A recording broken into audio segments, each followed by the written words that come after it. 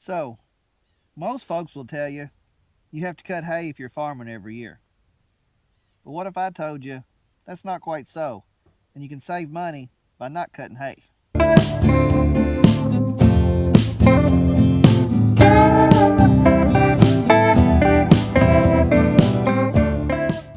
We've got a good hay setup here. A storage shed that keeps bales dry and fresh through winter and into the next year. And we've learned that sometimes not cutting hay makes the most sense for both our soil and our wallet. So let's talk numbers. Between fertilizer, diesel, wear and tear on your equipment, your time and effort, hay can sometimes cost you more than it's actually worth. When hay prices are low, you can spend hundreds, even thousands, just to break even. And that's not counting the wear and tear on your tractor and baler. So, what we do, instead of cutting hay that we don't need, we focus on keeping the hay that we have in top shape so it keeps its quality and forage value well into the new year. So when we don't cut hay, we also don't have to fertilize, and that helps save us money. Instead, we bush hog our hayfield to recycle those nutrients right back into the ground. It's basically nature's way of fertilizing. So the organic matter builds up into our hay fields, which helps us save on not only not cutting and the wear and tear on our tractors, but we're not spending money on the fertilizer. And with the price of fertilizer, especially today, that saves us a lot of money. On a typical year with our hayfields that we cut, we'll spend anywhere between $1,500 and $2,000 in fertilizer. And now, with the rise in the cost of the fertilizer, if we had spent fertilizer this year, that cost would have probably been more like $3,000 to $3,500. So I know what you're asking. How in the world are you doing this? Well, I'm going to let you in on our secret. Right here behind us. This hay shed has paid for itself over and over again since we built it. It keeps our hay out of the weather. It keeps our hay fresh and stored well into the next year. We have some hay in here that's been in here for almost 2 years, and it still looks like the day that it was cut and rolled up. So by keeping our hay covered and out of the weather, it stays fresher and keeps its quality and its nutrient value longer.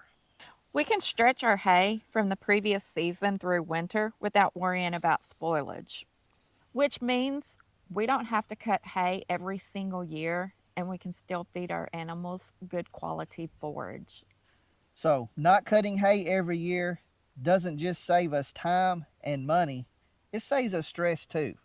Because those of you out there that are farmers and you cut hay, you know, sometimes you race the weather and it can be pretty stressful. Yeah. If you got 5 or 10 acres of hay down needing to get it in, and all of a sudden the weather changes and they got rain in the forecast.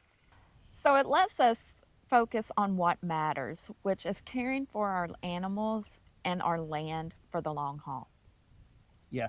And I know what you're saying. You're probably screaming at the TV or your phone right now saying, just sell it. Just sell it. Well, we've run those numbers. And for us, the way we manage our hayfield and our pasture and our cattle, the numbers doesn't work out. We try to have the best quality hay possible. And to do that, it costs quite a bit of money in fertilizer, in management, time and effort, and equipment wear and tear. And around our area, hay is usually, if it's plentiful, everybody's got it. If it's not plentiful, nobody has any extra. And so what the numbers tell us is, with what we can get for a bale of hay compared to what our hayfield will make, we basically just break even. Especially whenever you consider our time. If we have to take time off work to get it in, then it really doesn't pay for itself. So we have found the best way for us to manage is cut when we need hay, store it under cover, and don't cut in years when we have plenty of hay left over, and just let bush hog that down, let those nutrients go back into the soil. But full disclosure, if we had a bigger herd, we would have to cut hay every year. So the reason we're able to do this is because we have this hay storage shed that keeps our hay fresh for 2 or 3 years. But we also don't have a very big herd. Now, we want to grow our herd, and we would like to get to the point to where we have enough cows that we can cut our hay and feed it, and it still be cost effective. We haven't figured out that line as far as the amount of cattle to do that yet, but if you're running for your operation at basically mass capacity, you're probably not going to be able to not cut hay, even if you had a hay storage shed. But if you've got plenty of room and not that many cattle, this for sure could work for you. Yeah.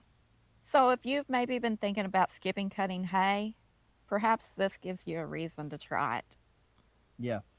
Even if you don't cut your own hay and you buy hay, if you have a barn or a storage shed where you can store it, you might be able to get a better deal buying extra bales, maybe enough hay for 2 years, than if you just say needed 10 bales. Maybe if you bought 20 or 25 bales from a farmer, they might give you a better deal. That's something else to think about.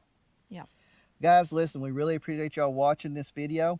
If you haven't already, please hit that like button and subscribe, and we hope to see you on the next one. Bye, Bye. guys.